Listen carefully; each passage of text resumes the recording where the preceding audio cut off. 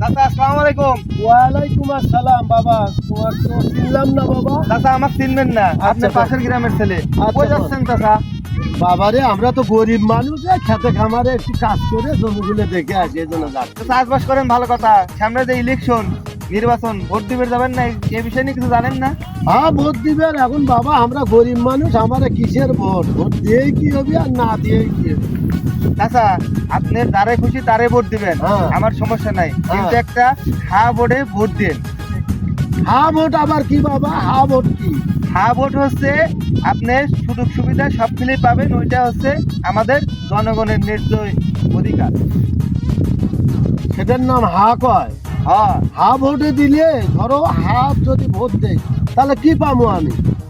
হা ভোটে ভোট দিলে আপনি কি পাবেন না পাবেন, আগে যে সরকার থেকে যে সুযোগ সুবিধা টাকা দিয়ে পাচ্ছেন, হ্যাঁ। এখন আপনি সেই সুযোগ সুবিধা ফ্রিতে পেয়ে যাবেন।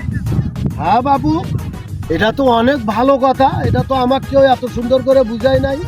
তাহলে চলো তো আর একজনের যা আমরা বুঝাই, তো ভালো কাম। হ্যাঁ চাচা চলেন প্রচারণা চলাই।